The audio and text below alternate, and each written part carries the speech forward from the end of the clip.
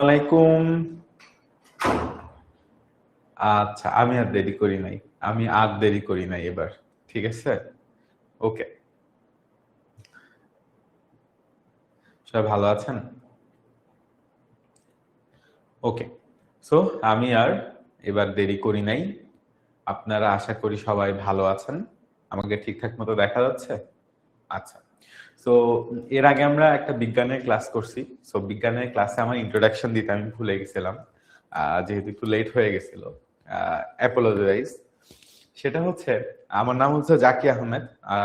আমি পড়াশোনা করছি ব্র্যাক বিশ্ববিদ্যালয় থেকে কম্পিউটার সায়েন্স অ্যান্ড ইঞ্জিনিয়ারিং ডিপার্টমেন্টে। আমি টেনমিড স্কুলে সায়েন্স এবং আইসিটি এই দুটো সাবজেক্ট পড়াই। ঠিক আছে? আমি একটু আগে আপনাদের একটা সায়েন্সের ডেমো ক্লাস নিয়েছি এবং এখন আমি আপনাদের একটা আইসিটি ডেমো ক্লাস নিব। সো আমরা দেখি যে আমি আসলে কোনটা বেশি ভালো পড়াইতে পারি, হ্যাঁ? আইসিটি নাকি সায়েন্স। ঠিক আছে? ওয়ালাইকুম আসসালাম, ওয়ালাইকুম আসসালাম সবাইকে।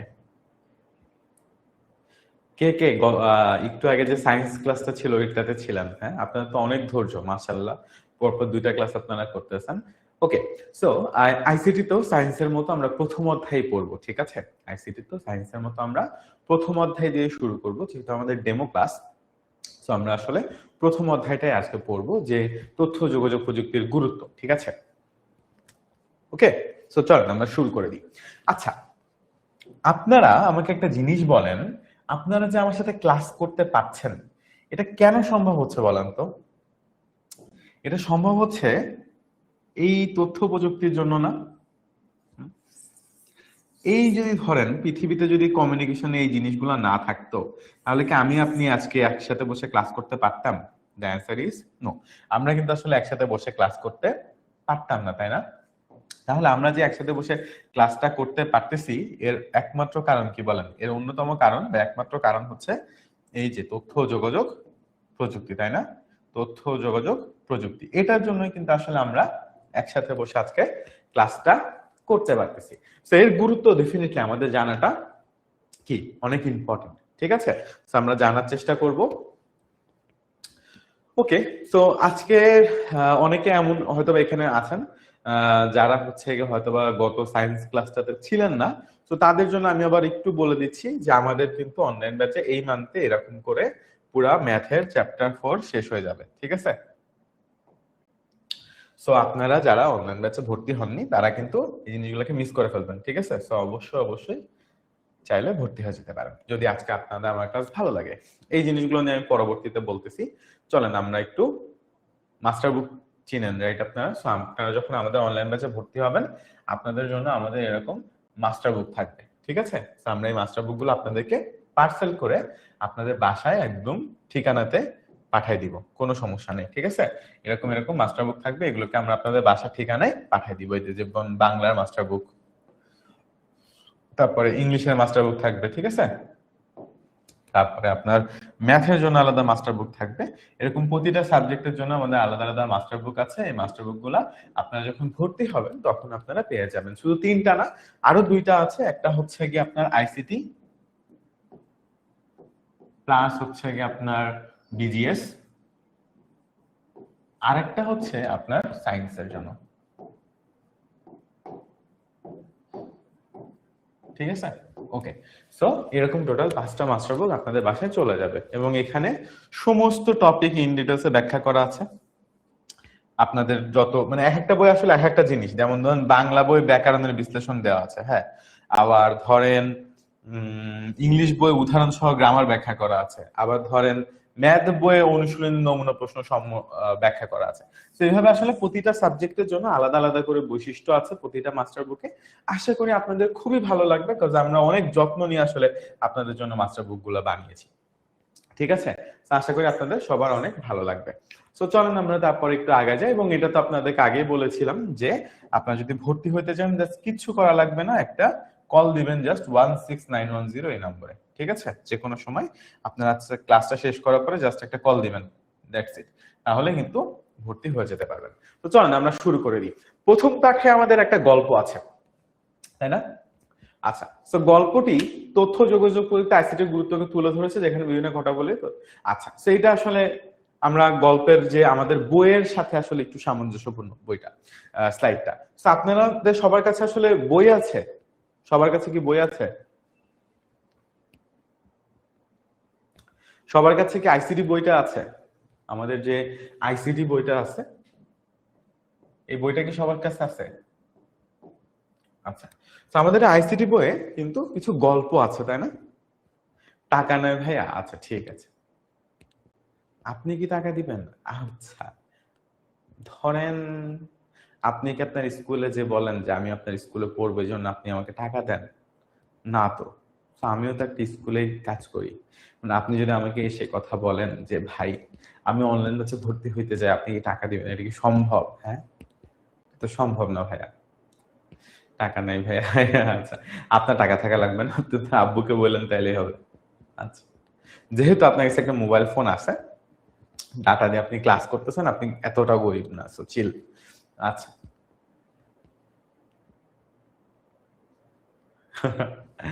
আচ্ছা, ঠিক আছে, আমরা এই টপিকটা নিয়ে, যেটার আসলে কোনো লাভ নাই যেটা নিয়ে আলোচনা করে, সেটা নিয়ে আসলে কথাবার্তা না বলাটাই ভালো। তীর্থ রংপুর থেকে ক্লাস করছেন, থ্যাংক ইউ সো মাচ তীর্থ। ওকে, সবার কাছে আইসিটি বইটা আছে, রাইট? ইয়াস। আমাদের আইসিটি বইয়ের শুরুতে আসলে কিছু গল্প ছিল। আমরা যে কাজটা করেছি সেটা হচ্ছে সেই গল্পের মূল ভাবগুলোকে একটু, এটা কি ক্লাস 8 এর ক্লাস? না, এটা কোন ক্লাসের ক্লাস তাইলে? 6 এর? বৃত্তির ব্যাচ নাই? আচ্ছা, সো বৃত্তির ব্যাচ আছে, মানে ধরেন আমাদের যে অনলাইন ব্যাচটা, যখন আপনাদের বৃত্তি পরীক্ষা হবে তখন বার্ষিক পরীক্ষার পরে এই ব্যাচটাই আসলে আমাদের বৃত্তির ব্যাচে কনভার্ট হয়ে যাবে, ঠিক আছে? তখন আসলে আমরা বার্ষিক পরীক্ষার পর আপনাদের বৃত্তির ক্লাস নিব আলাদা করে, ঠিক আছে? আর তার আগে সারা বছর তো আসলে আমাদের মেইন বইটাকে কি করতে হবে? মেইন বইটাকে ভালো মতো পড়তে হবে, তাই না? তো মেইন বইটাকে ভালো মতো পড়ার জন্য কিন্তু আসলে আমাদেরকে অনলাইন ব্যাচটা, ঠিক আছে? স্কুল থেকে আইসিটি বই দেয় নাই? আচ্ছা, সমস্যা নেই। এতটুকু জানলেই হবে যে আমাদের আইসিটি বই আসলে শুরুতে কিছু গল্প ছিল। সো স্বাভাবিকভাবে গল্প আমি আপনাদেরকে পড়াবো না, কিন্তু গল্পের মাধ্যমে আসলে কি ছিল মূল ভাবটা সেটা আসলে এখানে সুন্দরভাবে লেখা আছে। গল্পের মাধ্যমে বোঝানো হয়েছিল কিভাবে তথ্য ও যোগাযোগ প্রযুক্তি আমাদের জীবনে বিপুল পরিবর্তন এনেছে। নীলিমার পরিবার এই প্রযুক্তি সুবিধা গ্রহণ করে নানা কাজে সহায়তা পায়। তো বেসিক্যালি নীলিমার একটা পরিবারের কথা বলা ছিল আর কি, ঠিক আছে? তারপরে আসলে আহ হুমায়ুনের পরিবার নিয়ে আরেকটা গল্প ছিল, যে মোবাইল ব্যাংকিং এর কি কি সুবিধা, অনলাইনে আবেদন প্রক্রিয়া। তো একটা অনেক বড় গল্প ছিল, সেই গল্পের মাধ্যমে আসলে একটা পরিবারের কথা তুলে ধরা হয়েছিল। তো সেই গল্পটা আমরা পড়তেছি না, গল্পটা যেহেতু বইয়ে আছে, রিডিং করে নিতে পারবেন আপনারা। বাট আমরা গল্পের যে বিভিন্ন দিক ছিল তথ্য প্রযুক্তির, সেই জিনিসগুলোকে একটু সুন্দর মতো নোট করে নিয়ে আসছি। যে দেখেন, হুমায়ুনের বাবা মধ্যপ্রাচ্য থেকে মোবাইল ব্যাংকিং এর মাধ্যমে সহজে টাকা পাঠাতে পেরেছিলেন। এর ফলে পরিবারের জন্য দ্রুত বাজার করা সম্ভব হয়েছিল। সো একটা গল্প ছিল যেখানে হুমায়ুন ছিল, তার আসলে বাজার করার অনেক বেশি দরকার ছিল, খুবই দ্রুত, এবং সে কারণে যে কাজটা করা হয়েছে, তার বাবা মোবাইল ব্যাংকিং এর মাধ্যমে আসলে সহজে টাকা পাঠাতে পারছিলেন।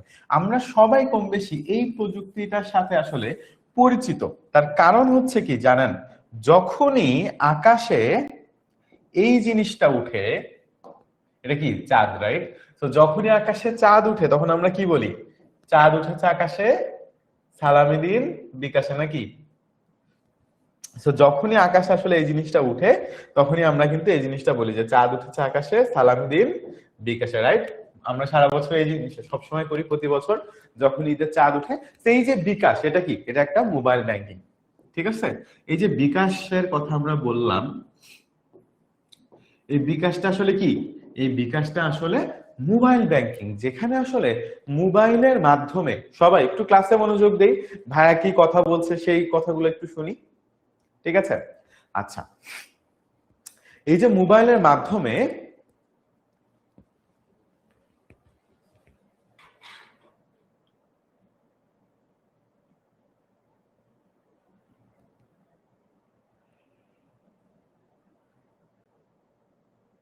ওকে, এই যে মোবাইলের মাধ্যমে আমরা টাকা পাঠাতে পারি, এটাকে আসলে কি বলে? এই বিকাশ, রকেট, নগদ, এই সবগুলোকে আসলে বলে মোবাইল ব্যাংকিং। মোবাইলের মাধ্যমে টাকা আদান প্রদান করার যে প্রসেসটা, সেটা।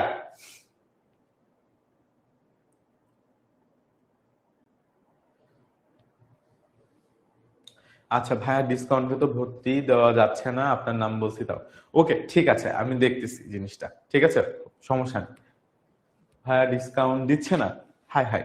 ওকে ঠিক আছে, সমস্যা নেই, আমরা দেখছি, কোনো সমস্যা নেই। একটা সেকেন্ড আমাকে সময় দেন। আহ ইনশাল্লাহ এটার আপডেট আপনাদেরকে জানানো হবে। ডিসকাউন্ট কেন দিবে না, দিবে দিবে।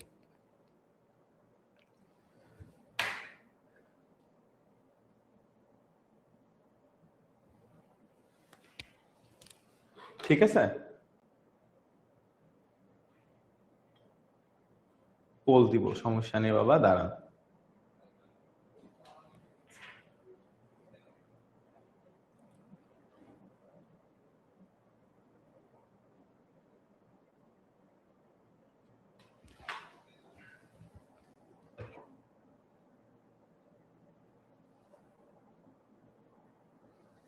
ওকে, নো টেনশন, সমস্যা নেই, আপনারা ডিসকাউন্টে ভর্তি হইতে পারবেন, ঠিক আছে। ওকে, তারপরে অনলাইন আবেদন প্রক্রিয়া। সো আমাদের এখন বর্তমানে আমরা যেই জায়গাটাতে আসলে ভর্তি হইতে চাই, ধরেন আপনি যে কোনো একটা স্কুলে ভর্তি হইতে চান, আপনি কলেজে ভর্তি হইতে চান, সব জায়গাতে কিন্তু আবেদন প্রক্রিয়া এখন কি হয়ে গেছে, আবেদন প্রক্রিয়া কিন্তু এখন হয়ে গেছে অনলাইনে, তাই না? তো বিসিএস পরীক্ষার কথা আমরা সবাই জানি যে বাংলাদেশের একটা খুবই কম্পিটিটিভ একটা এক্সাম বিসিএস পরীক্ষা, তাই না? তো এই বিসিএস পরীক্ষায় আবেদন নিয়ে অ্যাটেন্ডেন্স জিরো হয়ে গেছিল। আচ্ছা, বিসিএস পরীক্ষায় আবেদনের জন্য আসলে অনেকে চিন্তিত থাকে, দাদাকে হুমায়ুন আশ্বস্ত করেন যে বাড়িতে বসে ইন্টারনেটের মাধ্যমে সে আবেদন সম্পন্ন করতে পারবে। আগে এই ধরনের কাজ করতে কুড়িগ্রাম শহরে যেতে হতো, যা এখন সহজে হয়েছে। সো বেসিক্যালি এখানে বিসিএস পরীক্ষার একটা ঘটনার কথা বলা হয়েছিল, যেখানে আসলে হুমায়ুনের যে কাজ, মানে হুমায়ুন আসলে বিসিএস পরীক্ষা দিতে চাচ্ছিল। এই বিসিএস পরীক্ষা দিতে চাওয়ার জন্য তার আসলে কি করতে হতো, কুড়িগ্রাম শহরে, মানে সে যেখানে আছে সেইখান থেকে অনেক দূরে আসলে একটা জায়গাতে যাওয়া লাগতো। এবং এই যে দূরে একটা জায়গাতে আসলে যাওয়া লাগতো, সেটা আসলে যাওয়া লাগছে না কেন? কারণ অনলাইনে আসলে সে সবকিছু করতে পারতেছে। তারপরে অনলাইনে পরীক্ষার মাধ্যমে ফলাফল জানা যায়। আচ্ছা, আপনারা আপনাদের স্কুলে যে রেজাল্ট হয় এটা কিভাবে জানেন? পরীক্ষার মাধ্যমে কি জানা যায়, মানে অনলাইনে কি জানা যায়? আপনারা তো এইটে পড়েন, এইটার বৃত্তি পরীক্ষার রেজাল্ট কিন্তু অনলাইনে জানা যাবে, ঠিক আছে। বা জেএসসি পরীক্ষা যখন হবে বা এসএসসি পরীক্ষা হবে, এসএসসি পরীক্ষা, তারপরে আপনার এইচএসসি পরীক্ষা, বিভিন্ন ইউনিভার্সিটির পরীক্ষা, এই পরীক্ষাগুলার রেজাল্ট কিসের মাধ্যমে জানি এখন আমরা? অনলাইনে এসএমএস এর মাধ্যমে জানতে পারি, বা সরাসরি ওয়েবসাইট থেকেও কিন্তু আমরা দেখতে পারি। তো সেটাই বলছে যে নীলিমার কথা বলা হয়েছে গল্পে। নীলিমার প্রাথমিক শিক্ষা সমাপনী পরীক্ষার ফলাফল মোবাইল ফোনে জানা সম্ভব হয়েছে, তাই শহরে গিয়ে ফলাফল সংগ্রহ করার প্রয়োজন হয় নাই। অনলাইনে টিকিটিং ব্যবস্থা, আপনাদের মধ্যে কে কে আছেন বলেন তো যে অনলাইনে বাস, ট্রেন অথবা বিমানের টিকিট কাটছি? অ্যান্সার দেন না কেন? জি তামজিদ, কি প্রশ্ন করেছেন ভাইয়া, একটু বলেন আরেকবার। তামজিদ, আপনি প্রশ্নটা একটু রিপিট করেন কষ্ট করে, আমি যেহেতু এদিকে পড়াচ্ছিলাম আমি প্রশ্ন দেখে খেয়াল করতে পারিনি। আমাদের মধ্যে কে কে আছে যারা আমরা অনলাইনে টিকিট কাটছি একদিনও হলো? কেউ আছি? আমরা কিন্তু চাইলে এখন বাস বলেন, ট্রেন বলেন, যে কোনো কিছুর টিকিট, ঠিক আছে, যে কোনো কিছুর টিকিট আমরা কিন্তু চাইলে অনলাইনে কাটতে পারি, ঠিক আছে। আপনারা বিভিন্ন ওয়েবসাইট আছে যেখান থেকে আমরা কিন্তু অনলাইনে টিকিট কাটতে পারি, খুব ইজি। যেমন ধরেন আমরা জাস্ট অনলাইনে চলে যাব গুগলে, ঠিক আছে, আপনি জাস্ট গুগলে চলে যাবেন, যে ধরেন আপনি সাপোজ ঢাকা টু নেপাল যাইতে যাবেন, Dhaka to Nepal, right? So Dhaka to Nepal flight, আমি ক্লিক করলাম, দেখেন এখানে অনেকগুলো ওয়েবসাইট আছে, trip.com, flightfare.com, ঠিক আছে, গোজায়ান। সাপোজ আমি গোজায়ানে ঢুকে গেছি, এখন গোজায়ানে ঢুকে আমি কি করব, ঢাকা কাঠমান্ডু এয়ারপোর্ট অলরেডি আছে, জাস্ট আমি সার্চ দিব, ঠিক আছে। কিভাবে টিকিট কাটতে হয় দেখেন, জাস্ট আপনি কাঠমান্ডুতে যাবেন, সার্চ দিলেন, ঠিক আছে, সার্চ দিলে আপনার কাছে সমস্ত অ্যাভেলেবেল টিকিট চলে আসবে, যে বাংলাদেশ বিমান এয়ারলাইন্স, সরি, বাংলাদেশ বিমান এয়ারলাইন্স আপনার হচ্ছে গিয়ে কত, ৩১,০০০ টাকা। এন্ড দেন আরেকটা আছে 34,000। হ্যাঁ, এরকম করে আপনার কাছে সবগুলো কিন্তু অলরেডি চলে আসবে, চিপেস্ট আপনাকে দেখাবে। দেন আপনি জাস্ট ক্লিক করবেন, ঠিক আছে? ঠিক আছে, দেন আপনি সিলেক্ট স্টার্ট করে আই আন্ডারস্ট্যান্ড দিয়ে যে এখান থেকে আপনি জাস্ট এখন পে করে দিলে কি হবে, আপনার টিকিটটা কিন্তু কাটা হয়ে গেল। এটার জন্য কি আপনাকে বাংলাদেশ বিমানের অফিসে যাওয়া লাগলো? যাওয়া লাগবে না, ঠিক আছে? এই যে অনেকগুলো পেমেন্ট মেথড আছে, যেমন বিকাশ আছে, ইউনিয়ন পে আছে, মাস্টার কার্ড, এমএক্স, ভিসা, নগদ, উপায়, ট্যাপ ট্যাপে আপনি যে কোনো ভাবে আসলে এই পেমেন্টটা করতে পারবেন। খুব ইজি না? আপনি ঘরে বসে কি করতে পারতেছেন, ঘরে বসে এই যে কোনো এই সবগুলো কি, এগুলো আসলে এই যে এগুলো হচ্ছে মোবাইল ব্যাংকিং। যেমন বিকাশ, এই যে বিকাশ, এটা হচ্ছে গিয়ে একটা মোবাইল ব্যাংকিং, ঠিক আছে? এটা একটা মোবাইল ব্যাংকিং, ঠিক আছে? উপায়, এটা একটা মোবাইল ব্যাংকিং। নগদ, এটা একটা মোবাইল ব্যাংকিং, ঠিক আছে? ডিডিবিএল, এটা ডিবিবিএল, এটা একটা মোবাইল ব্যাংকিং। টাকা পে, এটা প্রবলেম একটা মোবাইল ব্যাংকিং, এটা আর একটা মোবাইল ব্যাংকিং, ঠিক আছে? আর এগুলো হচ্ছে বিভিন্ন কার্ড, এগুলো হচ্ছে বিভিন্ন ব্যাংকের কার্ড, কার্ড থেকে সরাসরি পেমেন্ট করা যায়, ঠিক আছে? আর এই সবগুলো কি ছিল, মোবাইল ব্যাংকিং। সো আপনি এখন চাইলে যে কোনো জায়গা থেকে কি করতে পারবেন, খুব ইজিলি এরকম মোবাইল জায়গা থেকে কি করতে পারবেন, আপনি কিন্তু টিকিট কাটতে পারবেন, সেটা বিমানের হোক। আপনি যখন বিমানে যাবেন না, আপনি তো বাংলাদেশ রেলওয়ের টিকিট কাটতে চান, সেটাও কাটতে পারবেন।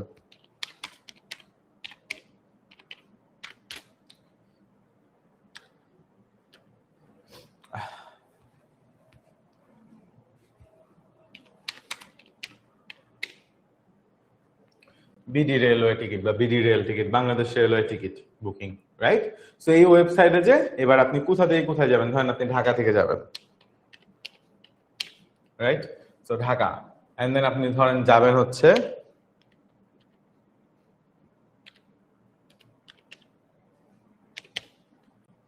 যশোর, এন্ড দেন আপনি ধরেন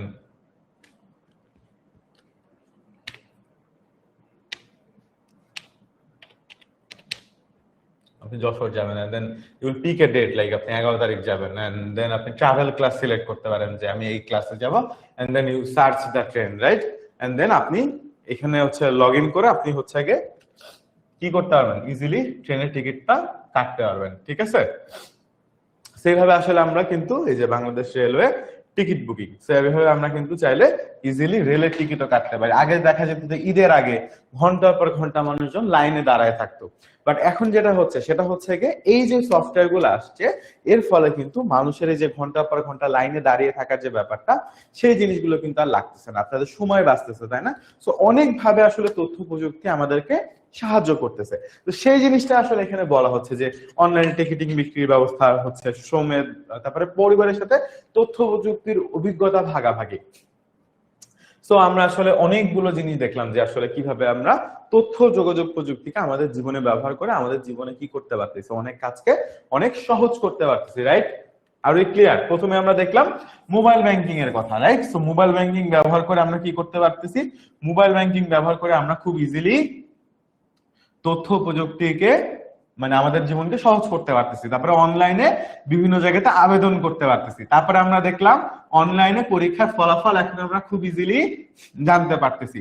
তারপরে দেখলাম অনলাইনে টিকিটিং বিক্রি ব্যবস্থা আমাদের জন্য অনেক কি করতেছে, আমাদের সময় বাঁচাচ্ছে, আমাদের অনেক জন্য সব কাজকে অনেক ইজি করতেছে। এবং 5 নম্বরে আমরা ফাইনালি কি দেখলাম, যে আমাদের তো পরিবারের সাথে আসলে আমরা এই জিনিসগুলোকে কি করতে পারি, আমরা এই জিনিসগুলোকে আসলে ভাগাভাগি করে নিতে পারি, যে এই সবকিছুকে আমরা ইজি করতে পারি আমাদের পরিবারের মধ্যে সম্পর্কটাকে, ঠিক আছে?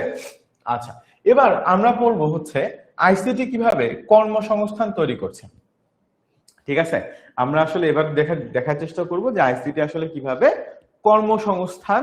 স্যার, বৃত্তি পরীক্ষার কোর্সের জন্য আলাদা করে কত টাকা দেওয়া লাগবে? বৃত্তি পরীক্ষার কোর্সের জন্য আলাদা করে কোনো টাকা দেওয়া লাগবে না। আপনি যখন অনলাইন ব্যাচে ভর্তি হবেন, তখন আপনি যদি সারা বছরের কোর্স কিনেন, তখন বৃত্তি পরীক্ষাটা ওটার সাথে ইনক্লুডেড থাকবে, ঠিক আছে? বৃত্তি পরীক্ষাটা এটার সাথে ইনক্লুডেড থাকবে, ওকে? আচ্ছা, আইসিটি কিভাবে কর্মসংস্থান তৈরি করছে এবং বিভিন্ন কাজে মানুষের ভূমিকাকে সহজ করছে তা বুঝতে সহায়তা করে। নতুন কর্মের সুযোগ ও স্বয়ংক্রিয় ব্যবস্থার কারণে আমরা অনেক পরিচ্ছন্ন ব্যক্তি উপকৃত হচ্ছে। এখন আমরা দেখবো যে আইসিটি আসলে কিভাবে কর্মসংস্থান সৃষ্টি করতেছে। কর্মসংস্থান মানে কি বলেন তো? কেউ আমাকে বলতে পারবেন কর্মসংস্থান মানে কি? নতুন কাজ, তাই না? বা কাজ।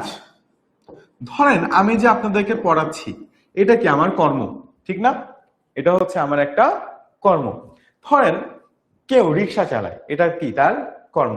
কেউ হয়তো বা পুলিশ, এটা কি তার কর্ম। কেউ হয়তো বা ডক্টর, এটা তার কর্ম। তো সমাজে আমাদের প্রতিটা মানুষেরই আসলে কি আছে, প্রতিটা মানুষেরই কি আমাদের কর্ম আছে, এবং আমাদের বেঁচে থাকার জন্য এই কর্মগুলা কি অনেক গুরুত্বপূর্ণ না? তো যখন আইসিটি আসলো তখন কিন্তু নতুন নতুন কর্মসংস্থান তৈরি হচ্ছে।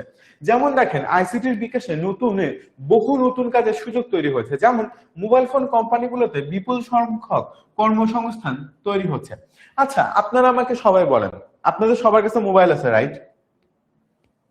আমাদের সবার কাছে একটা মোবাইল ফোন আছে।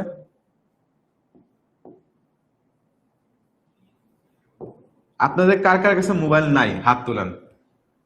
হ্যাঁ, আমাদের সবার কাছে আসলে একটা মোবাইল আছে। তো যখন এই মোবাইলটা বাজারে আসছে বা মানুষজন ব্যবহার করা তৈরি শুরু করছে, তখন স্বাভাবিকভাবে মোবাইল বানাইতে হচ্ছে। বানানোর জন্য কি করা লাগছে? বানানোর জন্য ইয়া বড় একটা ফ্যাক্টরি দেওয়া লাগছে। এখন একটা ফ্যাক্টরি দিলে হবে? ফ্যাক্টরিতে অনেকগুলা লোকের নতুন চাকরি হয়েছে না? অনেকগুলা মানুষের কিন্তু নতুন করে চাকরি হয়েছে। এখন ইমাজিন করেন, ধরেন কোনো কারণে মোবাইল ফোন বাজারে নাই, ঠিক আছে? ধরেন কোনো কারণে মোবাইল ফোন বাজারে নাই, ঠিক আছে?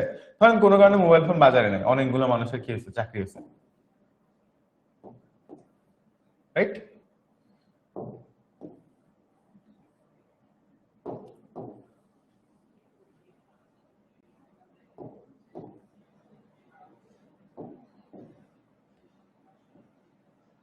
ওকে, সো দেখলাম আমরা যে অনেকগুলো মানুষের আসলে এই মোবাইল ফোনের মাধ্যমে কি হয়েছে, চাকরি হয়েছে, রাইট? এখন ধরেন একটা ফ্যাক্টরি দিলে তো হবে না, ফ্যাক্টরি ধরেন অনেকগুলো মানুষকে আমাদেরকে চাকরি দিতে হবে। এখন যদি কোনো কারণে বাজারে ধরেন মোবাইল ফোন নাই, সাপোজ বাজারে এই মোবাইল ফোনটা এক্সিস্ট করে না, ঠিক আছে, কাটিয়ে দিলাম আমরা, তাহলে কি এই ফ্যাক্টরিতে এতগুলো লোকের যে কাজ হচ্ছে বা তারা যে কর্মসংস্থান করতেছে সেটার কোনো লাভ থাকতো বা সেটা থাকতো? থাকতো না।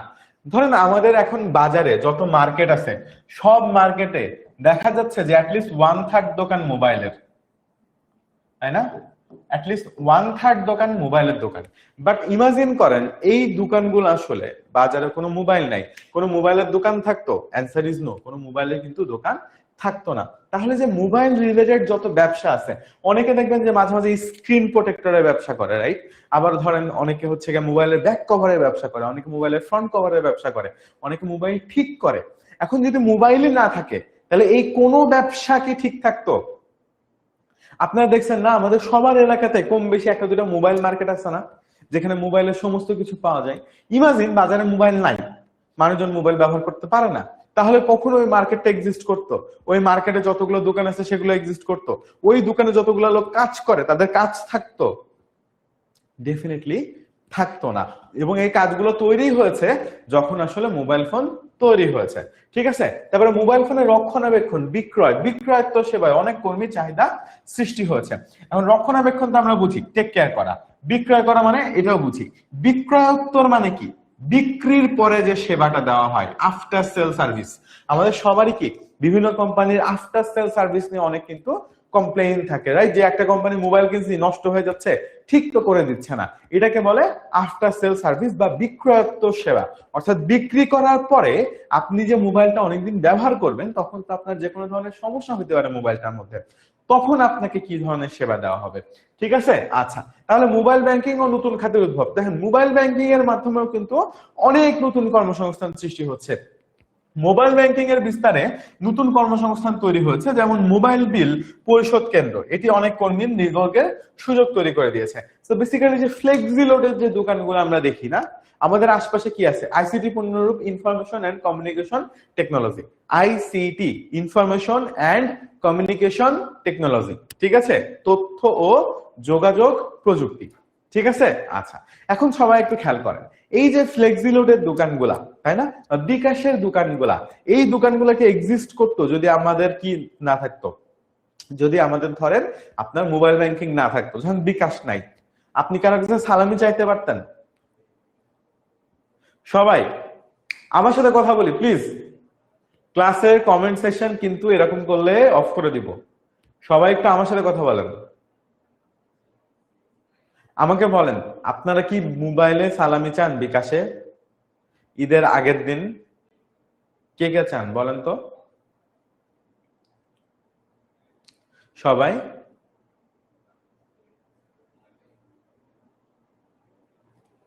সবাই একটু আমাকে বলেন তো যে ঈদের আগের দিন বিকাশে সালামি চাই কে কে? আমরা চাই না?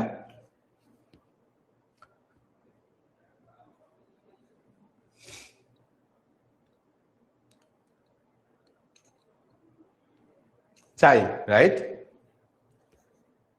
অবশ্যই ব্লক করে দিব। আমি যদি এরপর ঘুরে একটা বাজে কমেন্ট দেখি তাকে সাথে সাথে ব্লক করে দিব, অলরেডি একজনকে করে দিছি। ঠিক আছে, ওকে। আমরা সবাই চাই। এখন আপনারা আমাকে বলেন, যদি বিকাশ না থাকতো আপনারা সালামি চাইতে পারতেন? আমাদের ছোটবেলায় কি হইতো জানেন? আমাদের ছোটবেলায় হচ্ছে যে ঈদের দিন আমরা যেখানে যাব সেইখানে শুধু আমরা সালামি পাইতে পারতাম।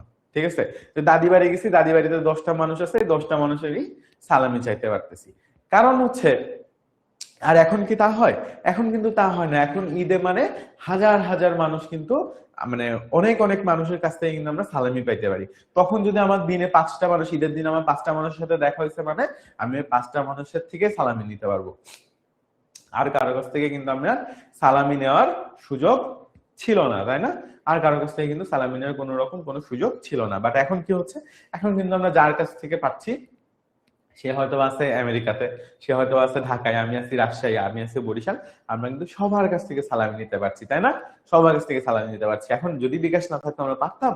আমরা কিন্তু পারতাম না। ঠিক আছে, সেইটাই বলতেছে যে, এবং এটার জন্য কি অনেক মানুষের কি কর্মসংস্থানের সৃষ্টি হচ্ছে। ওকে, তারপরে দেখেন জব সাইট ও কর্মসংস্থান খোঁজার মাধ্যম। ইন্টারনেটের মাধ্যমে বিভিন্ন জব সাইটে বিজ্ঞপ্তি পাওয়া যায়। কর্মপ্রত্যাশীরা জব সাইটে নিবন্ধিত হয়ে যে কোনো সময় নতুন কাজের খবর পেতে পারেন। আউটসোর্সিং ও ঘরে বসে আয়ের সুযোগ। আউটসোর্সিং এর মাধ্যমে বিশ্বের অন্য দেশের সাথে কাজ, ঘরে বসে কাজ করা যাচ্ছে। বিভিন্ন সাইটে কাজের সুযোগ পাওয়া যায়, যেমন আপওয়ার্ক, ফ্রিল্যান্সার, আরো নতুন আয়ের পথ খুলে দিচ্ছে। তো জব সাইট গুলো কি জানেন আপনারা? জব সাইট গুলো হচ্ছে এমন একটা ওয়েবসাইট যেখানে চাকরি পাওয়া যায়। পোল দিব ভাইয়া, পড়ায়নি আগে? না পড়ায় তো পোল দিতে পারবো না। পারবো? তাহলে তো আপনি পারবেন না। পড়ায়নি, তারপরে পোল দিব। ঠিক আছে, আচ্ছা আপনারা আমাকে বলেন, আপনারা কোনো জব সাইট দেখছেন এখন পর্যন্ত? কে কে একটা জব সাইট দেখছেন? চলেন আমরা একটা জব সাইট কেমন হয় দেখি। আমরা একটা জব সাইটে চলে যাই, বিডি জব।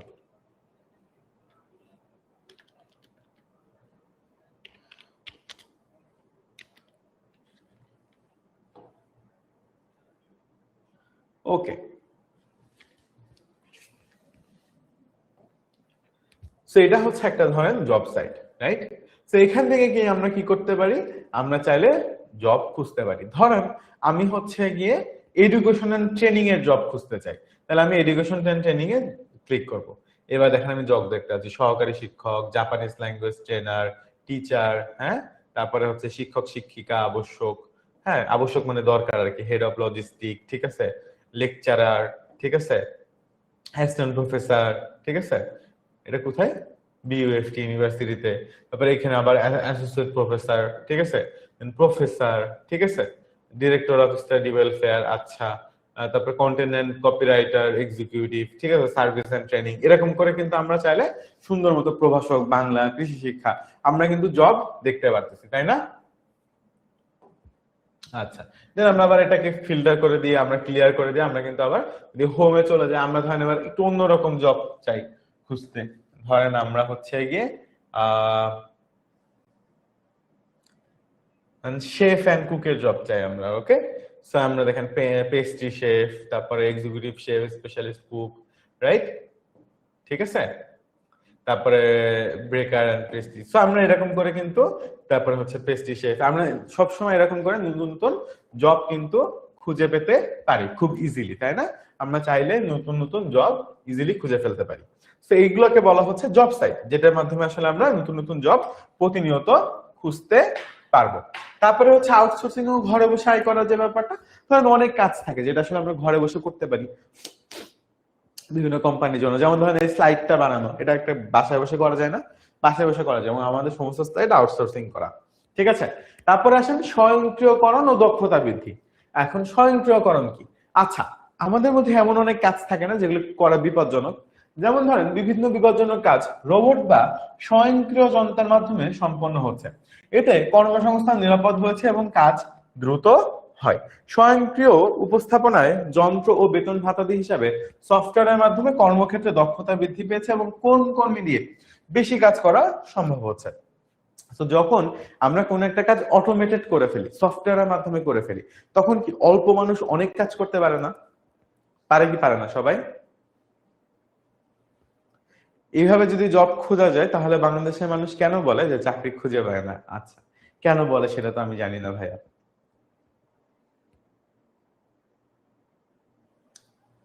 এটা আসলে কেন বলে এটা আমি জানি না। বাট হ্যাঁ, বাংলাদেশে যে পরিমাণ মানুষ আছে সেই পরিমাণ চাকরি নাই। ঠিক আছে, জব সাইডে জব তো আছে, বাট মানুষও আছে অনেক। হ্যাঁ, জব সাইডে ধরেন 5,000 চাকরি আছে। আমি এই জব সাইটটাতে এখন কত চাকরি অ্যাভেলেবেল দেখি আমরা। এখন এই জব সাইটটাতে টোটাল সাপোজ 5,000 লাইভ জব হচ্ছে 5,000। ঠিক আছে, ওর ভ্যাকেন্সি যদি আমি ধরি, কারণ 20,000 ভ্যাকেন্সি আছে, মানে 20,000 পোস্টে লোক লাগবে। এখন আপনি বলেন বাংলাদেশের জনসংখ্যা হচ্ছে 16 কোটি। 16 কোটি, রাইট? প্রতি বছর বাংলাদেশে কম করে হলেও 20 লক্ষ লোক কর্মক্ষম হয়। 20 লক্ষ। আর জব সাইটে চাকরি আছে ধরেন 20,000। তাহলে আর বাকি 19,80,000 মানুষ কই যাবে? আমি ধরে নিলাম এখানে 20,000 আছে চাকরি, আরো 1 লাখ চাকরি আছে বাজারে, 1,20,000। তাহলে বাকি 19 লাখ লোক কই যাবে বলেন? হ্যাঁ, বুঝতে পেরেছেন? বা যদি ধরেন আমি আরো ধরি যে ধরেন 20 লাখ না 10 লাখ মানুষই প্রতি বছর বাংলাদেশের চাকরি বাজারে ঢুকে, অ্যাটলিস্ট 10 লাখ ঢুকে। ঠিক আছে, এখন এই ওয়েবসাইটে আমরা দেখলাম চাকরি 20,000, ভাবলাম ওয়েবসাইটের বাইরে আরো 1 লাখ চাকরি আছে, না আরো 2 লাখ চাকরি আছে, না আরো 3 লাখ চাকরি আছে, ধরেই নিলাম যে 5 লাখ চাকরি আছে, স্টিল তো আরো 5 লাখ বাকি থাকে। এখন তাহলে এই 5 লাখ মানুষ কই যাবে বলেন? তাহলে ডেফিনেটলি বাংলাদেশে যে পরিমাণ কর্মসংস্থান আছে, সে মানে কর্মক্ষম লোক আছে, সেই পরিমাণ চাকরি নেই। ঠিক আছে, তারপরও মানুষ তো আসলে বসে থাকে না, দেখবেন না যে আপনি এমন কাউকে দেখবেন না যে কেউ একদম বসেই থাকে। ঠিক আছে, একটা স্টুডেন্ট সে যখন তার ইউনিভার্সিটি পাস করে, পাস করার পরে এটা খুবই রেয়ার যে সে একদম বসেই থাকে। হয়তো 1-2 বছর সময় লাগে চাকরি পাইতে। আমি পার্সোনালি আমি অনেক লাকি যে আমি আমার ইউনিভার্সিটি শেষ করার আগে আগেই চাকরি পেয়ে গেছি। ইউনিভার্সিটি শেষ করার সাথে সাথে পার্মানেন্ট চাকরিতে পেয়ে গেছি। বাট সবার ক্ষেত্রে আসলে সবার ভাগ্য এই ক্ষেত্রে একই রকম হয় না। কেউ এই ক্ষেত্রে সৌভাগ্যবান হইতে পারে, দুর্ভাগ্যবান হইতে পারে। তো দেখা যায় যে 1-2 বছর পর্যন্ত মানুষকে অপেক্ষা করতে হচ্ছে, অনেক ছোট একটা কম বেতনের একটা চাকরি দিয়ে শুরু করতে হচ্ছে। বাট ইভেনচুয়ালি হ্যাঁ, সে হয়তো একটা ভালো চাকরি পেয়ে যায় যদি সে চেষ্টা করতে থাকে। ঠিক আছে, বসে তো আর কেউ থাকে না। সো ডেফিনেটলি হয়তো কেউ ব্যবসাতে ঢুকে যায়, কেউ ছোটখাটো কোনো একটা কাজ করে, কেউ ফ্রিল্যান্সিং করে, এরকম করে কোনো না কোনো কিছু তো করতেই থাকে। ঠিক আছে, আচ্ছা। তো এখন দেখেন ফাইনালি দক্ষতা বৃদ্ধি। প্রযুক্তি ক্রমাগত পরিবর্তনের সাথে তাল মিলিয়ে কর্মীদের দক্ষতা উন্নয়নও প্রয়োজন, ফলে বিভিন্ন কর্মসংস্থানের ক্ষেত্রে দক্ষতা বৃদ্ধি কর্মসূচি গ্রহণ করা হচ্ছে। এখন আমরা যদি একটা প্রতিষ্ঠানের সমস্ত কাজ ধরেন অনলাইনে করি সফটওয়্যারের মাধ্যমে, এখন এই প্রতিষ্ঠানে যারা কাজ করবে, আচ্ছা বাবুরা আপনারা কি আমার কথা কেউ শুনতেছেনই না? হ্যাঁ, শুধু নিজেদের মতো গল্প করেই যাচ্ছেন করেই যাচ্ছেন করেই যাচ্ছেন, কি ব্যাপারটা কি? আচ্ছা, এত গল্প করিয়েন না। আচ্ছা, তো ধরেন একটা প্রতিষ্ঠানে অনেকগুলো কাজ সফটওয়্যারের মাধ্যমে হয়। এখন ওই প্রতিষ্ঠানের কর্মীরা যদি ওই সফটওয়্যারটা ব্যবহার করতে না পারে, তাহলে কি কখনো ওই প্রতিষ্ঠান ভালো করতে পারবে? অ্যান্সার ইজ নো, ভালো করতে পারবে না। তাই না? স্বয়ংক্রিয় করা মানে অটোমেটেড করা। স্বয়ংক্রিয় করা মানে অটোমেটেড করা। ঠিক আছে? আচ্ছা, আমি আপনাদেরকে একটা স্বয়ংক্রিয় ফ্যাক্টরি দেখাই। একটু আগে আপনাদেরকে তো বললাম যে ধরেন অনেক কাজ এখন অটোমেশন হয়ে যাচ্ছে। আমি একটা অটোমেশনের আপনাদেরকে উদাহরণ দেই।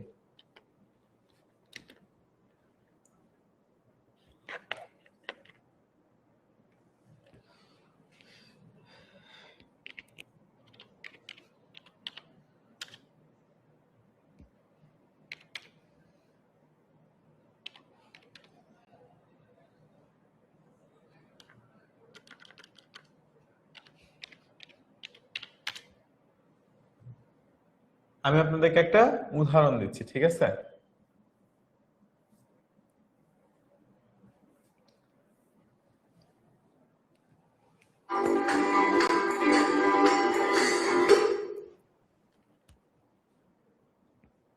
দেখছেন আপনারা এগুলো কি জানেন?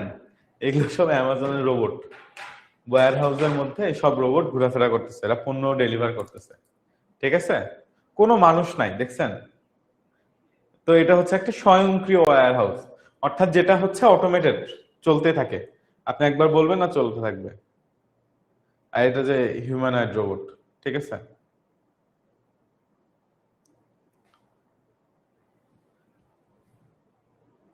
এই যে দেখেন, এটা কোনো একটা কোক কোম্পানি সম্ভবত, তাদের ওয়্যার হাউস। দেখছেন গাড়ি যাচ্ছে, ও আবার উপরে উঠে যাচ্ছে, জায়গা মতো জিনিস দিয়ে আবার নিচে নেমে চলে যাচ্ছে, রাইট? আচ্ছা, এটা তো মানুষের সাথে রোবট। আর এটা হচ্ছে কি আপনার ওই যে মানে বাসা ক্লিন করার রোবট আর কি, ঠিক আছে?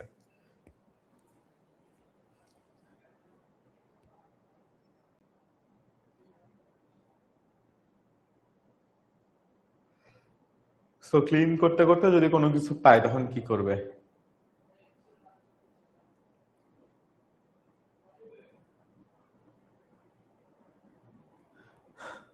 সেটা হচ্ছে স্বয়ংক্রিয় ক্লিনিং মেশিন, বুঝছেন?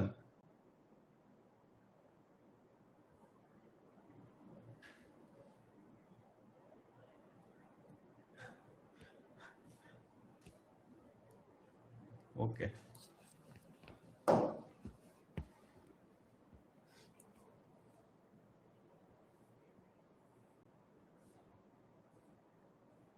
এই ভিডিওটা দেখেন, এটাতে আরো ভালো বুঝতে পারবো আমরা।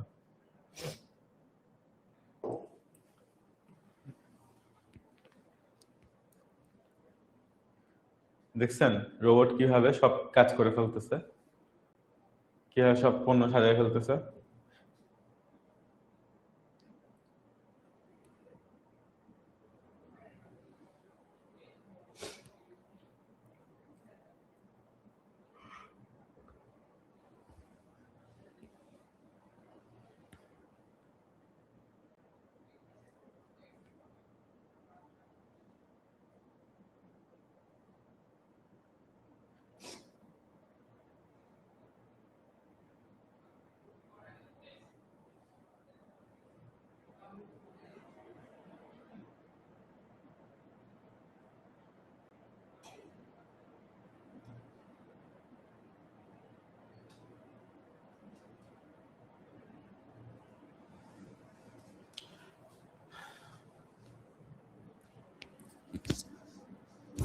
তো এটাই ছিল অ্যামাজনের প্রথম মানে অটোমেটেড রোবট, বুঝছেন?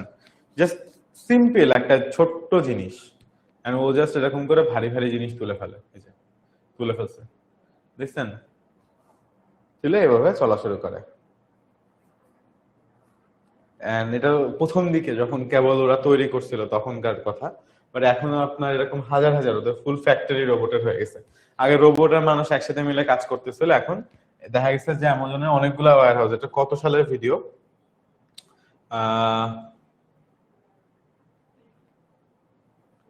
দেখা যাচ্ছে না, বাট মানে শুরু খুব কম সময়ের মধ্যে, মানে ভেরি কি বলে, কম সময়ের মধ্যে ওরা পুরো জিনিসটাকে করে ফেলছে কনভার্ট, ঠিক আছে? ওকে, ওকে। এখন ধরেন ঘরে বসে আয়ের সুযোগ আমরা বাংলাদেশে অনেক শুনি যে এগুলো বইয়ে আছে, ঠিক আছে? আচ্ছা, ওকে। সো সবাই এখন ঘরে বসে আয়ের সুযোগ দেখেন, আমাদের মধ্যে ঘরে বসে আয় করার এই ট্রামটা এখন আসলে অনেক বেশি কি হচ্ছে। আচ্ছা, বই থেকে পড়াচ্ছি ভাই, এগুলো সব বইয়ের কথাই, ঠিক আছে? দেখেন, ইন্টারনেট বিকাশে তৃতীয় বিশ্বযুদ্ধে বিশ্বের দেশগুলো মানুষের জন্য ঘরে বসে আউটসোর্সিং এর মাধ্যমে বৈশ্বিক কাজের সুযোগ তৈরি করছে। এটা মানে কি? সো ইন্টারনেট যে এখন সবার কাছে পৌঁছে যাচ্ছে, ধরেন গ্রামে গঞ্জে সবার কাছে পৌঁছে যাচ্ছে, এই পৌঁছে যাওয়ার ফলে তৃতীয় বিশ্ব বলতে কি বোঝায়? তৃতীয় বিশ্ব বলতে বোঝায় যে দেশগুলো কম উন্নত, যে দেশগুলো কম উন্নত, ঠিক আছে? এই যে বিষয়গুলো কম উন্নত। ইন্টারনেট বিকাশে তৃতীয় বিশ্বের দেশগুলো মানুষের জন্য ঘরে বসে আউটসোর্সিং, মানে আউটসোর্সিং বলতে বোঝায় আপনি ধরেন আপনার ঘরে আছেন, সাপোজ আমরা একটা সিনারিও চিন্তা করি, ধরেন আপনার একটা স্লাইড বানানো লাগবে, এরকম একটা স্লাইড, ঠিক আছে? এখন আপনি যে কাজটা করলেন সেটা হচ্ছে আপনি অনলাইনে একটা পোস্ট দিলেন যে আমার একটা স্লাইড বানাই দেওয়া লাগবে, প্রতি পৃষ্ঠার জন্য আমি 15 টাকা করে দিব, এরকম 500 পেজের একটা স্লাইড বানাই দিতে হবে। এখন ধরেন অনলাইনে বসে আরো 50টা মানুষ সেই জিনিসটা দেখলো, দেখার পর সবাই একটা একটা করে স্যাম্পল পাঠালো যে আমরা এরকম স্যাম্পল বানাতেছে। আপনি ওখান থেকে ধরেন একজনের স্যাম্পল পছন্দ করলেন যে হ্যাঁ তোমার স্লাইড বানানোটা ভালো, দেন ও আপনাকে কি করলো, 500 স্লাইড বানিয়ে দিল, আপনি ওকে 1500 টাকা, 500 স্লাইডের 15 টাকা করে যত টাকা হয় সেটা দিয়ে দিলেন। এই যে কাজটা হলো, এই জিনিসটাকে বলা হচ্ছে আউটসোর্স করা। কার জন্য আউটসোর্স করা? এই যে লোকটা, ও ধরেন একটা কোম্পানিতে চাকরি করে, হ্যাঁ, এবং ওই কোম্পানির জন্য এই কাজটা করায় নিলে বাইরে থেকে একজন লোককে দিয়ে, এই যে বাইরে থেকে একটা লোককে দিয়ে একটা কাজ করায় নেওয়া, এটাকে বলে আউটসোর্সিং। এটাকে বলে আউটসোর্সিং, মানে সোর্সিং করা বাইরে থেকে, মানে কোম্পানির মধ্যে থেকে না, বাইরে থেকে আসলে সোর্সিং করা। এর মাধ্যমে বৈশ্বিক কাজের সুযোগ তৈরি হচ্ছে। তো ঘটনা যেটা হয়, বিদেশে যারা থাকে ধরেন আমেরিকা, ইউরোপের বিভিন্ন কান্ট্রি যেগুলো অনেক উন্নত দেশ, তাদের এরকম ছোট ছোট কাজ করানো লাগে না? স্লাইড বানানো, ভিজিটিং কার্ড বানানো, গ্রাফিক্স এর কাজ আছে, ভিডিও অ্যানিমেশন করা, হ্যাঁ, বা ভিডিও এডিট করা, এরকম অনেক ধরনের কাজ থাকে। তো তারা যে কাজটা করে, তারা একটা ওয়েবসাইটে এসে এরকম লিস্ট করে বলে যে আচ্ছা আমার এই কাজটা করে দেওয়া লাগবে, কে করতে পারবা? তো ওখান থেকে মানুষজন বলে আচ্ছা আমি করতে পারবো, বা মানুষজন এরকম প্রোফাইল তৈরি করে রাখে যে আচ্ছা আমি ওয়েব ডিজাইন করি, আমি হয়তো বা গ্রাফিক্স এর কাজ করি। তখন মানুষজন এসে দেখে আছে এই গ্রাফিক্স এর কাজ করে, ওরা একটা ডেমো দেখলো কাজের, দেখার পর চুজ করলে দেন ওরা কন্ট্যাক্ট করে নেয়। তো এইভাবে যে আসলে কাজ করা হচ্ছে, অনেক দূর দূরান্ত থেকেও কিন্তু কাজ করা যায়, করা যায় না? করা যায়। আপনি ধরেন রাজশাহী থাকেন, আপনি 10টা ছবি তুলে আমাকে পাঠাইলেন, বললেন এই 10টা ছবি এডিট করে দাও, আমি এডিট করে দিতে পারবো না, করে দিলাম আপনাকে, আপনি আমাকে 500 টাকা দিলেন। তাহলে এই যে কাজটা হলো, এটাকে বলা হচ্ছে আউটসোর্সিং করা। আর উই ক্লিয়ার সবাই? আউটসোর্সিং কে আমরা কি বুঝতে পারছি? ওকে, তো এই কাজটাকে বলা হচ্ছে আউটসোর্সিং করা। বিভিন্ন দেশের প্রতিষ্ঠান ওয়েবসাইট উন্নয়ন, মানে ওয়েবসাইট বানানো, হ্যাঁ, তারপরে রক্ষণাবেক্ষণ করা, তারপরে সফটওয়্যার উন্নয়ন সহ নানা কাজে আউটসোর্সিং করে। এই কাজ করতে ইন্টারনেট সংযোগ, কাজের দক্ষতা ও ভাষার দক্ষতা প্রয়োজন হয়। এখন আপনি যদি ধরেন ইংলিশ না পারেন, ইংলিশ যদি না বুঝেন, তাহলে কি আপনি একটা ইউএস এর ক্লায়েন্টের কাজ করতে পারবেন, বা ইউএস এর একটা মানুষের হয়ে কাজ করতে পারবেন? Answer is no. ঠিক আছে, আপওয়ার্ক, ফ্রিল্যান্সার, ইল্যান্স সহ বিভিন্ন সাইটে এই ধরনের কাজ পাওয়া যায়। বাংলাদেশের ফ্রিল্যান্সার এসব সাইট ব্যবহার করে আত্মকর্মসংস্থান ও আয় বৃদ্ধিতে সফল হচ্ছেন। আত্মকর্মসংস্থান মানে কি? নিজের আয় নিজে তৈরি করা। আত্মকর্মসংস্থান মানে নিজের আয়ের উদ্যোগ নিজে নেওয়া, নিজের আয়ের উদ্যোগ নিজে নেওয়া। আত্মকর্মসংস্থান বলতে বোঝায় নিজের আয়ের উদ্যোগ নিজে নেওয়া। আত্মকর্মসংস্থান ও আয় বৃদ্ধিতে সফল হচ্ছেন। আউটসোর্সিং এর মাধ্যমে কর্মসংস্থানের সুযোগও বাড়তেছে। আউটসোর্সিং এর মাধ্যমে কি হচ্ছে? কর্মসংস্থানের সুযোগও বাড়তেছে। ঠিক আছে, আচ্ছা। তো তথ্য প্রযুক্তি ব্যবহারের ফলে একজন কর্মী অনেক বেশি দক্ষ হয়ে ওঠে, ফলে অনেক প্রতিষ্ঠানে স্বল্প কর্মী দিয়ে বেশি কাজ করিয়ে দিতে পারে। উদাহরণ হিসেবে নিচের বিষয়গুলোকে বিবেচনা করা যেতে পারে। যেমন ধরেন বিভিন্ন কলকারখানায় বিপজ্জনক কাজগুলো মানুষের পরিবর্তে রোবট করে, অলরেডি বলেছি। কর্মসংস্থান স্তরে কর্মীদের উপস্থিতির সময়কাল, তাদের বেতন ভাতা ইত্যাদি হিসাব করার জন্য বেশ কিছু কর্মীর প্রয়োজন হয়, কিন্তু স্বয়ংক্রিয় উপস্থিত বেতন ভাতাদি হিসাবে সফটওয়্যার ইত্যাদির মাধ্যমে এই কাজগুলো সফলভাবে সম্পন্ন করা যাচ্ছে। অর্থাৎ দেখা যাচ্ছে যে আগে যেটা হতো যে সব জায়গাতে একটা খাতা থাকতো রোল কলের, ঠিক আছে, সবাই অফিসে আসতো, সবাই সাইন করতো খাতাতে। এখন কি হয়? কার্ড পাঞ্চ করে, তাই না? একটা মেশিন থেকে কার্ড পাঞ্চ করে, তাহলে সাইন করতে 100 মানুষের সাইন করতে 100 মিনিট লাগতো। এই টাইমটা নষ্ট হচ্ছে না। ঠিক আছে, বিভিন্ন গুদামে মালামাল সজ্জিত করার কাজ স্বয়ংক্রিয়ভাবে করা যায়। অলরেডি আমরা দেখে ফেলছি ভিডিওতে যে কিভাবে মালামাল স্বয়ংক্রিয়ভাবে করা যায়। টেলিফোন এক্সচেঞ্জে কম্পিউটার নিয়ন্ত্রিত ডিজিটাল ব্যবস্থার কারণে পৃথক জনবলের প্রয়োজন হয় না। এখন এই টেলিফোন এক্সচেঞ্জ গুলা কি কি? টেলিফোন এক্সচেঞ্জ বলতে যে আমরা কল দিই না 16910-তে, বা ধরেন আমরা গ্রামীণ ফোনে কল দিতে পারি, তারপরে হচ্ছে কি বলে বিকাশে কল দিই। কল দিলে প্রথমে কিছুক্ষণ অটোমেশন কথা বলে, তারপরে আমরা সিলেক্ট করলে আমাদের প্রয়োজন অনুযায়ী পরবর্তীতে কাজটা হয়। এটাকেই বলা হচ্ছে টেলিফোন এক্সচেঞ্জ। স্বয়ংক্রিয়ভাবে ইন্টারঅ্যাক্টিভ ভয়েস প্রযুক্তি ব্যবহার করে দিনরাত যে কোনো সময় গ্রাহকের নির্দিষ্ট প্রশ্নের জবাব দেওয়া যায়। অর্থাৎ গ্রাহকের জন্য যে কোনো ধরনের প্রশ্ন থাকে তার জবাব কিন্তু অটোমেটেড ভাবে দেওয়া যায়, তাই না? আপনারা কোনো হেল্পলাইন নাম্বারে কল করলে কিন্তু এই ধরনের অটোমেটিক ভয়েস শুনবেন যে বাংলার জন্য 1 প্রেস করুন, ফর ইংলিশ প্রেস 2। শুনছেন এই কথা কেউ? হ্যাঁ, তো বাংলাতে কথা বলতে চাইলে 1 প্রেস করুন, ফর ইংলিশ প্রেস 2, এই কথাটা শুনছেন কেউ কখনো? রাইট? আমরা সবাই কম বেশি শুনছি কোনো না কোনো হেল্পলাইন নাম্বারে কল দিয়ে। সেই কথাগুলো কি হয়, এই কথাগুলো আসলে অটোমেটেড থাকে এবং এর মাধ্যমে দিনরাত সবসময় সেবা দেওয়া যায়। তারপরে দেখেন তথ্য প্রযুক্তি বিভাগে দক্ষ আছে, এটা আমরা অলরেডি পড়ে ফেলছি। আচ্ছা, সো তারপরে হচ্ছে বাংলাদেশের মোবাইল ফোনের বিস্তার ও নতুন কর্মসংস্থান। তো আমরা অলরেডি আলোচনা করছি তাই না, যে একটা মোবাইল ফোন যখন নতুন করে তৈরি হয়, মোবাইল ফোনটা যখন বাজারে আসে, তখন কিন্তু আসলে অনেকভাবে কর্মসংস্থান তৈরি হচ্ছে। কি কি দেখেন, মোবাইল কোম্পানিতে কাজের সুযোগ তৈরি হচ্ছে, মোবাইল ফোন সেট বিক্রি করার জন্য অনেক লোক লাগতেছে, বিভিন্ন মোবাইলের সেবা দেওয়া, যেমন মোবাইলের বিল পরিশোধ করা, মোবাইল রিপেয়ার করা, এগুলোর জন্য লোক লাগতেছে, নতুন খাতের সৃষ্টি হচ্ছে, মানে মোবাইল রিলেটেড আরো অনেক নতুন নতুন জব তৈরি হচ্ছে, তাই না? আচ্ছা, তাহলে এই সবগুলো মিলাই কি মোবাইল ফোন কি করতেছে? মোবাইল ফোন কিন্তু আসলে আমাদের কর্ম সৃজন এবং কর্ম বৃদ্ধিতে, কর্মসংস্থান বৃদ্ধিতে সাহায্য করতেছে। ঠিক আছে, ওকে, চলেন এবার আমরা কিছু পোল দেখি। তথ্য ও যোগাযোগ প্রযুক্তি বিকাশের ফলে কর্মক্ষেত্রে কি ধরনের সুযোগ তৈরি হচ্ছে? কাজের সুযোগ কমেছে, কিছু সনাতনী কাজ বিলুপ্ত হচ্ছে, কর্মসংস্থান একেবারে বন্ধ হয়ে গেছে, কাজের ধারা অপরিবর্তিত রয়েছে। কোশ্চেনটা কিন্তু একটু জটিল আছে, হ্যাঁ, একটু ভেবে চিন্তে উত্তর দিবেন। ঠিক আছে,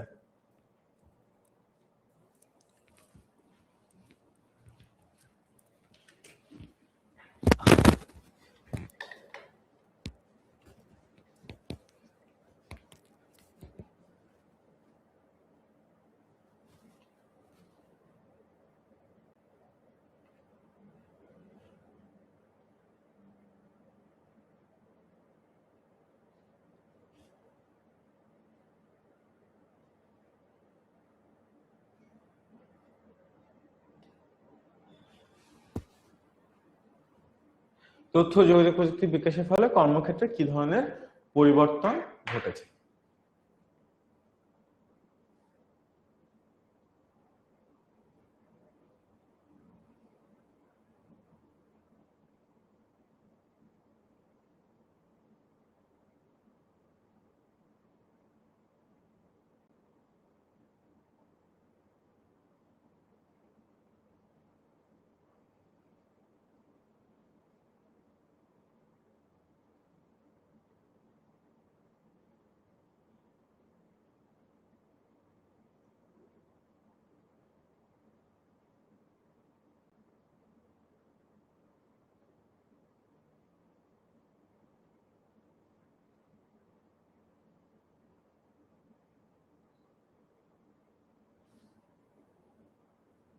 ওকে, সবাই মোটামুটি রাইট অ্যান্সার দিয়েছেন যে কিছু সনাতনী কাজের বিলুপ্ত হয়েছে। ঠিক আছে, আচ্ছা, তারপরে কানেক্টিভিটিস প্রোডাক্টিভিটি আছে, এটা আমরা জানি না, ইকবাল কাদেরের একটা উক্তি ছিল।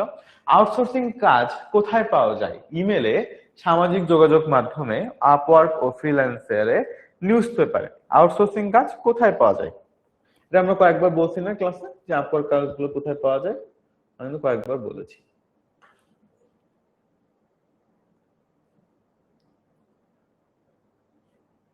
3 নাম্বার, হ্যাঁ, আচ্ছা।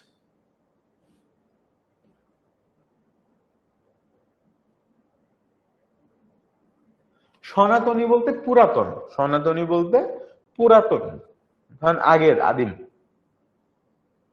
যেমন ধরেন টাইপ রাইটারের কাজ আগে ছিল, বর্তমানে নাই, এরকম আর কি।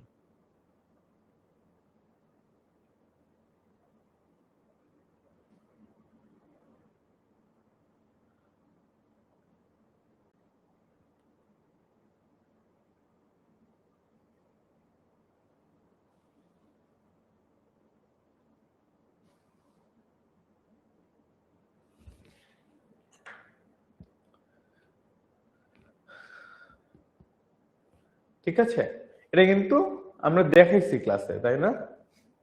দেখাইছি না, এই যে যারা গল্প করছেন তারা ভুল উত্তর দিচ্ছেন। আউটসোর্সিং এর কাজ পাওয়া যায় আপওয়ার্ক ও ফ্রিল্যান্সারে, বুঝছেন? এরকম ক্লাসে গল্প করলে পরীক্ষায় পারবেন না, বুঝছেন? আচ্ছা, মোবাইল ফোন প্রযুক্তির বিস্তার কোন খাতে, কোন নতুন খাত সৃষ্টি করেছে? মোবাইল সেবা প্রদান কেন্দ্র, টেলিভিশন বিজ্ঞাপন, ইলেকট্রনিক গাড়ি, রোবট প্রযুক্তি। এত গল্প করলে ক্লাসে কিছুই বুঝবেন না, বুঝছেন?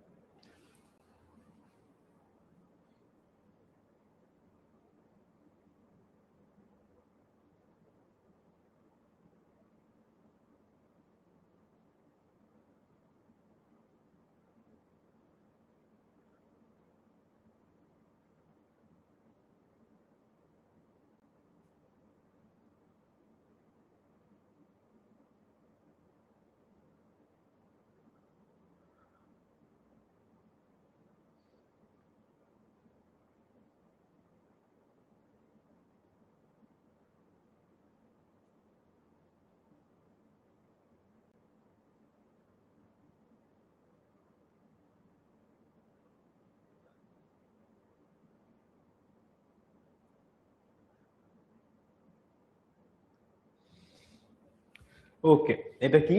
মোবাইল সেবা প্রদান কেন্দ্র। তারপর ইন্টারনেট ও তথ্য প্রযুক্তির মাধ্যমে ঘরে বসে কাজ করার সুবিধা কোনটি? মিটিং করতে হয়, কাজের সময় নির্ধারিত, নিজের পছন্দ মতো সময় কাজ করা যায়, শুধুমাত্র অফিসে বসে কাজ করা যায়। ঠিক আছে, ইন্টারনেট ও তথ্য প্রযুক্তির মাধ্যমে ঘরে বসে কাজ করার সুবিধা কোনটি? ওকে, 5 নাম্বার কুইজ। দেখি এবার কে কে পারেন। ঠিক আছে, ওকে, 5 নাম্বার কুইজ।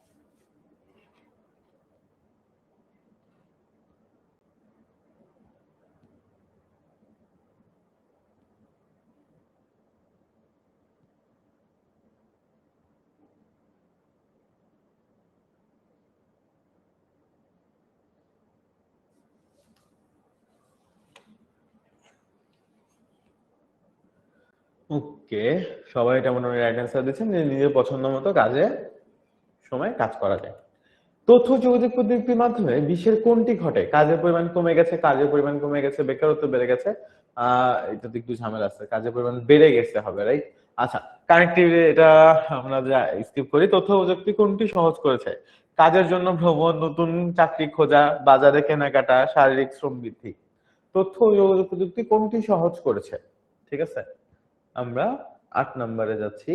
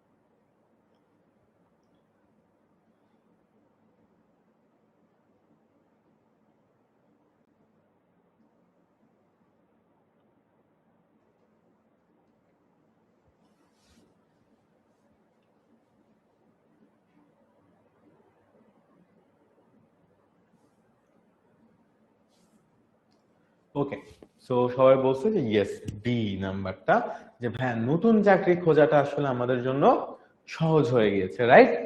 ইয়েস, নতুন চাকরি খোঁজা। তারপরে তথ্য প্রযুক্তির প্রভাব কোন কাজকে সক্রিয় করেছে? কাগজপত্র টাইপ করা, বিপজ্জনক কাজ সম্পন্ন করা, মানুষের উপস্থিতি যাচাই এবং পণ্য পরিবহন। তথ্য প্রযুক্তির প্রভাব কোন কাজকে আসলে সক্রিয় করেছে? ঠিক আছে, বা আসলে আমরা কোন কাজকে সক্রিয় করতে চাই? এখানে আসলে দুইটা, একটা অপশন আমি কেটে দিই, হ্যাঁ, এই অপশনটা আমি কেটে দিচ্ছি,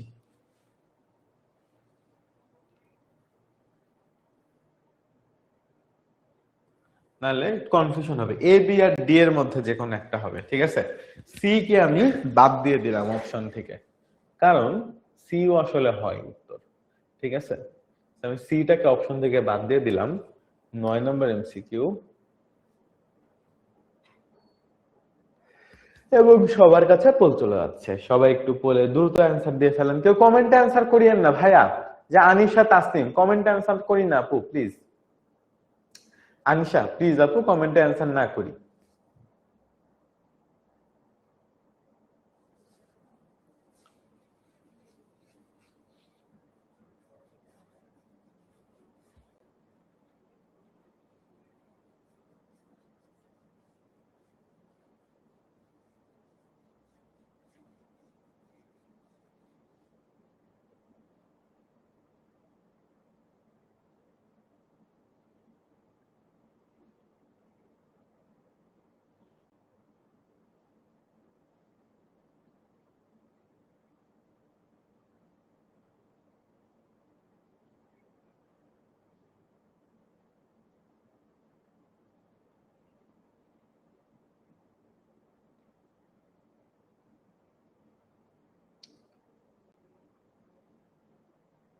ওকে, সবাই মোটামুটি রাইট অ্যান্সার দিয়েছেন, বিপজ্জনক কাজ সম্পন্ন করা।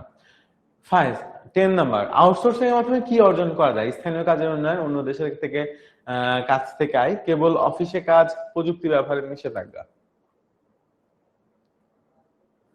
Finally 10 number MCQ.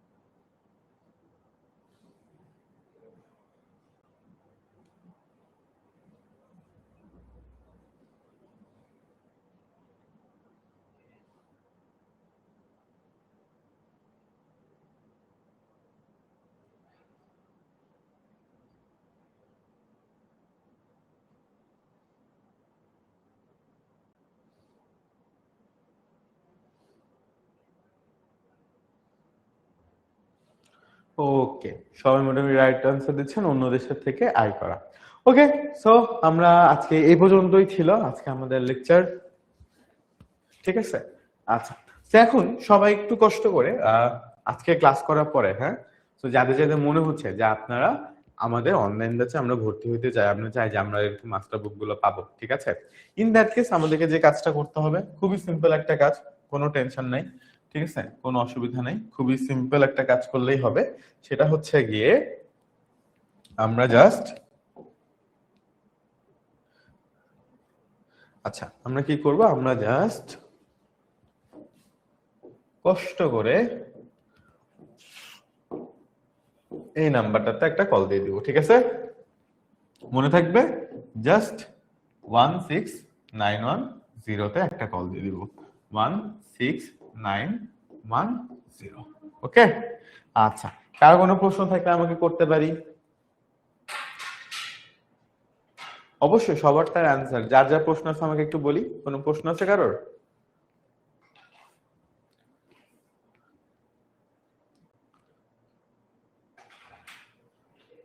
ওকে, তাহলে ইনশাল্লাহ, আল্লাহ হাফেজ এভরিওয়ান।